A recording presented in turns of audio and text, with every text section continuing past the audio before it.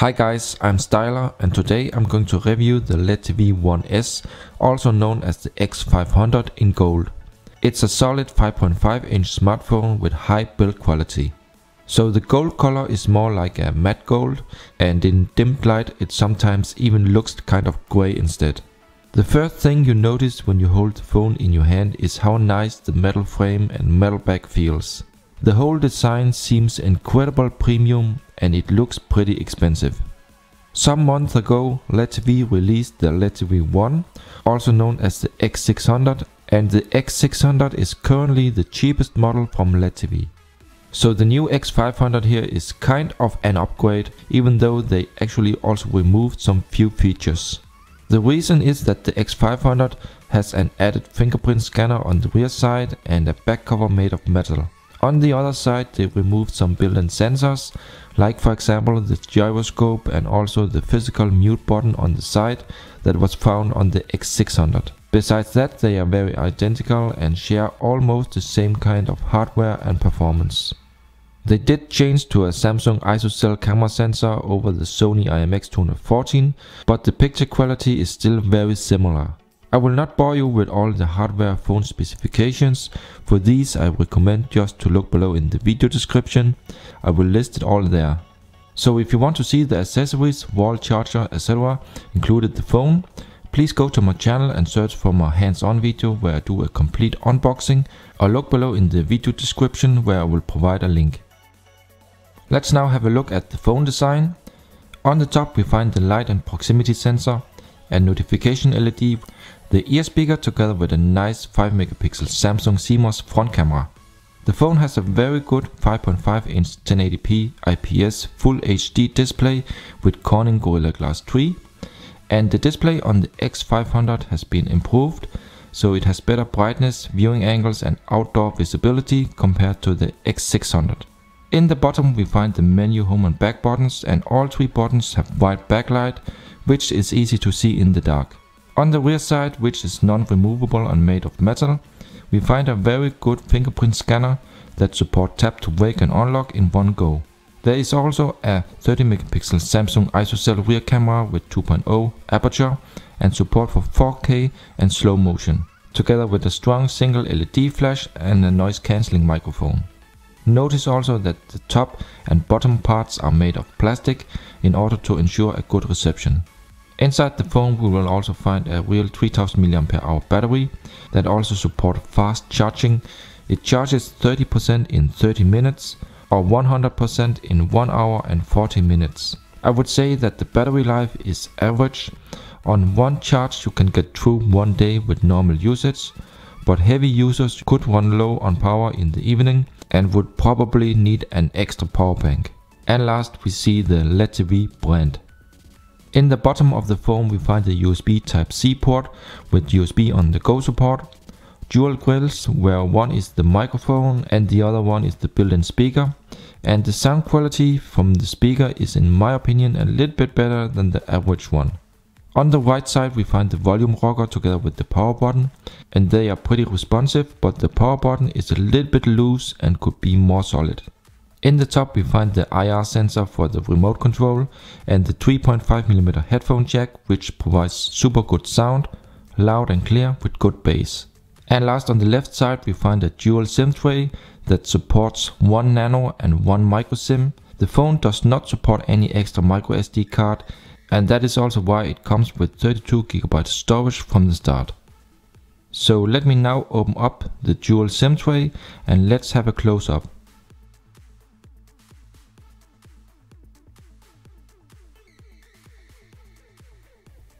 And let's now see the phone in action. So first of all we see here the lock screen. We have a shortcut here directly to the camera. You can swipe up here. And what you also see is that we have here the weather. We have the temperature, the day and the date. And if I use my finger in this side, you can see I have to type my pin. And if I do it here in the center, it would be in the center. If I use this hand here in this side, you can see that the numbers here are more to the left or more to the right. So it supports one-handed operation. And I can of course also unlock the phone with the fingerprint reader on the back side. Let me just try this. And you can see it's really fast. Let's try this again. And it supports that it can unlock from screen off. So you just have to place your finger on the scanner and it will wake and unlock in one go. It's really convenient and fast. Let's try here with another finger, also learned. And let me also now try with this finger. This one here is not learned, so this is not accepted. And the fingerprint scanner is very precise. It has about 95% success rate. So I would say for me it works 9 out of 10 times I use it. And it is definitely one of the better fingerprint scanners I have tried for a long time. Let's see the buttons close up. And the touch buttons you can also set up to, for example, long press to lock the screen. Like this.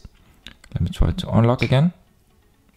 And there are different possibilities to set up these buttons in the settings. I will show this later. And you can see we have backlight. And when the light is off, you can't see them at all. Very nice. In the dark, these buttons are very clear to see. Let me try to hold the menu. And this will start up the remote control. Let's try holding the back button. And this starts up the camera. When I click one time here, this is just the home. This is the back button, and here for the control center. We have some shortcuts. You can also customize these. Then we have here for the music player, the brightness. We also have some toggles here, quick toggles for different features, Bluetooth, airplane mode, and so on. Here we see the overview, multitasking overview, the recent apps. And these you can of course just close or you can lock like this. And if you click here, you can clear the memory in one go. So the control center that you see here is in what I would call iOS style. And it's also possible to do screenshots just with this button. And right now I'm using a black wallpaper, so you cannot see the black border, the bezels, but let me try to open up the browser. And now let me show you the UI. So right now I'm using the stock launcher on the phone, and this is the original from LeTV. Let me just scroll here a little bit in the UI, and that does also mean that we have here this feed here with TV series and movies and so on from China. Of course, these are not so important for us here in Europe, but it's possible to watch them actually, but of course in Chinese. We also have this button here to start up some live TV directly, but again in Chinese. As you notice, there's no app drawer, so all the apps will just be placed here on the desk. And there's also some Chinese apps included in this ROM, but I just collected them all and placed them in a folder. So these are the Chinese apps I'm not using at all, and that way they don't bother me too much. Also, if you get a notification from one of these apps, you can just swipe down and click here, and then you can block the app. You can block the notifications, so that way you will not be notified when some of the Chinese apps send a notification, because for me these are not important at all. So that's why I just recommend to block them. But let's have a look on some of the stock apps. Of course we have calendar, we have the clock, weather, settings, music player, MX player I installed myself, we have the remote control, Play Store, contacts, calculator, gallery and camera. I installed the Play Store myself and also the Google apps, because the original ROM doesn't come with any Google apps at all. But I have a guide how to install them on needrom.com. I will provide a link also down below in the video description, so have a look there. And the phone of course supports 2G, 3G and 4G LTE. Right now I'm just using 2 3G cards, but dual SIM, it's dual standby. And you can see the reception is in top on both cards. Wi-Fi is also really good. So while I tested the phone, I didn't experience any kind of problems with the reception. Always good network reception, and Wi-Fi was fast and stable. And now let me try a test call, and as you can see here in the dialer, you can choose card 1 or card 2. Press 1 to change your personal option. And as you can see, it's also possible to record the call.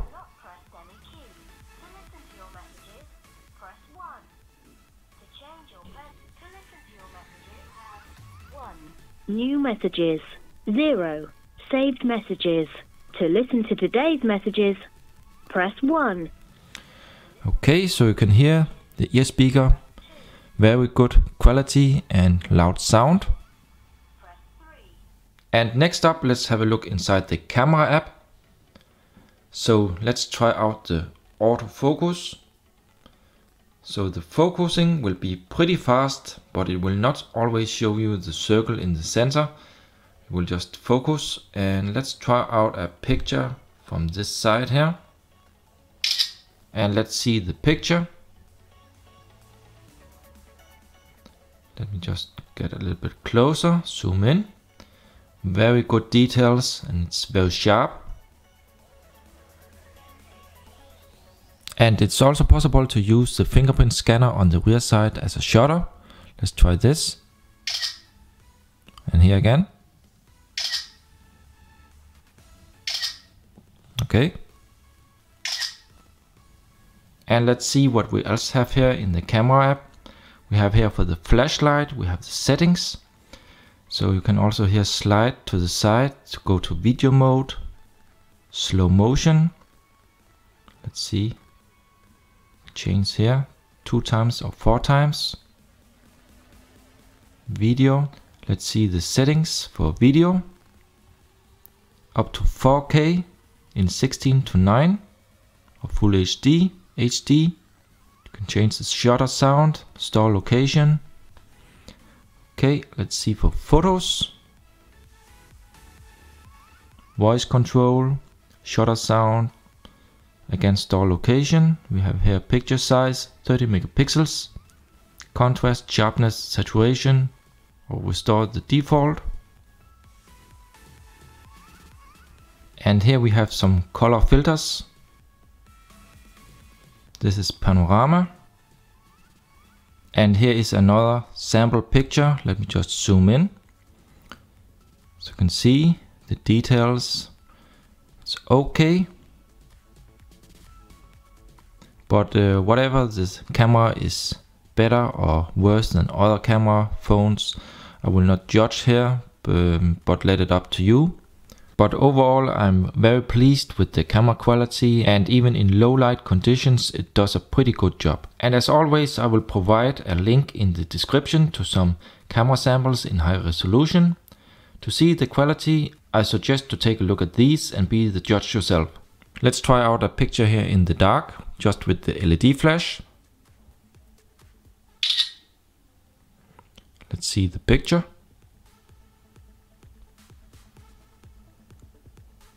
Not bad.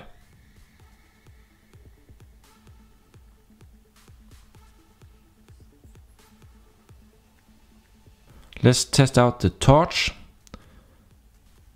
So this is single LED. So it's not the strongest I have seen, but for a single LED it does it okay, I would say. You can use it for close-ups, but if you want to take pictures of something more than 2 meters away, I would say this is not enough. And let's also have a look here at the viewing angles. So here from the bottom, let me try from the side. Super nice viewing angles in my opinion, and the brightness and contrast has also been improved over the X600. So here on the X500 it's even better.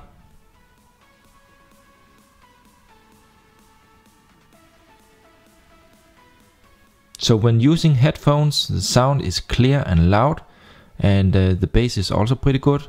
So it is a pleasure to listen to music with this phone. So now let's have a look inside the settings. And first of all, we see here dual SIM and mobile networks. You can set up here which card should use the mobile data. You can switch to card 1 or 2. Let's scroll further down to display. We have color mode. Change different modes for the color. We have video display enhancement. And we also see something called breath light for the notification LED, for SMS, email, other or phone calls. We find wallpapers and themes, online themes. You can change the theme.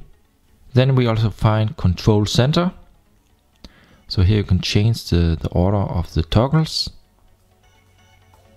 We have something called dual app. Not really sure what this is, but right now only WeChat is supported, it seems. Then we find the fingerprint settings. Enable unlock with the fingerprint. Take a photo with the fingerprint. You can add more fingerprints here. Fingerprint management. Then we also have support for system updates, OTA. We have a language and input. So this is the Chinese ROM I'm using right now. So this one will only support English and Chinese. Let's see in app management, the RAM consumption. And we see free 1.1 gigabyte. The system is using 1.2 and the apps 309. Let's see if I have something opened. Yeah, I have a lot of stuff opened right now. I guess it's okay. Let's see inside the storage. Storage capacity 32 gigabyte. Used 6.2 right now. I also installed some apps and so on. Available 22.87 gigabyte. And let's see in accessibility. Long press virtual key. So if I long press the home, it will turn off the screen. If I long press the menu, it will start up the remote control and so on. So you can change these also to other apps. And last, let's see in about phone. So here you see version number, kernel, baseband version, Android version 5.0.2, model number, LeTV X500, and the phone name. Let's just check here. Lollipop. So that's it for the settings. And now let's have a look at the live GPS test. So I just recorded this outside so you can see the results. And we can see 18 in view. And we have accuracy down on 6 meters now. And used 12 satellites. Now we see 5. There's support for GLONASS. We see the fixed time was pretty fast. 12 in use. Now down on 4 meters. And the signals are about 30. And it also really depends on how the weather is and the conditions you are in. And right now you can see 3 in accuracy. And it jumps up to 36 on the satellites. So it's pretty stable right now. And we also see that the compass is working fine. Overall, a pretty nice and stable GPS.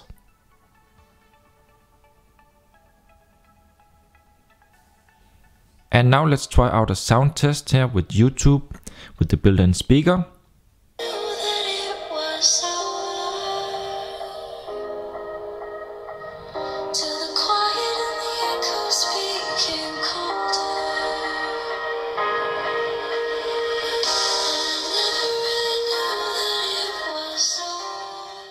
Okay, so as you could hear, the sound quality is pretty good. And in my opinion, the quality is a bit better than the average China phone. The built-in speaker here provides pretty clear and loud sound. And in my opinion, it's a pleasure to listen to music. And let's also try now here the USB on the go, USB OTG. And I have here one for USB Type-C. And let's try to connect it.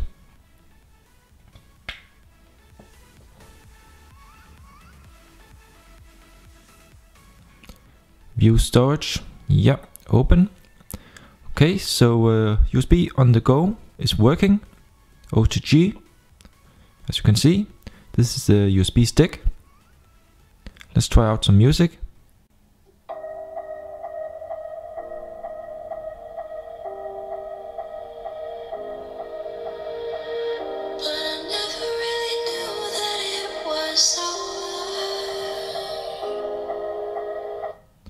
Okay, let's try something else. Some pictures. Let's try here.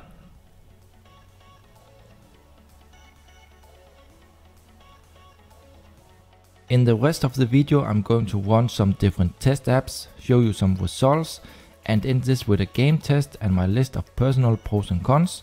So if you want to know more, stay tuned.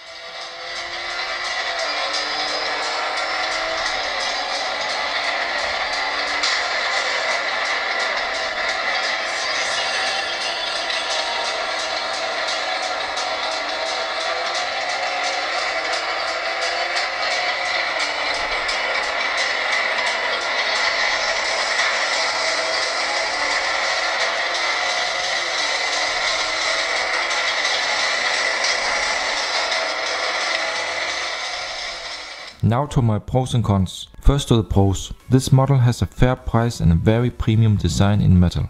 The fingerprint scanner adds extra security and it works super good on this phone. It has USB Type-C with reversible connector, which is very convenient. It has a built-in IR blaster that works without any kind of issues. It has good sound from the 3.5mm headphone jack and built-in speaker. Also it has high performance with 64-bit, very smooth UI, and it is good for heavy 3D games.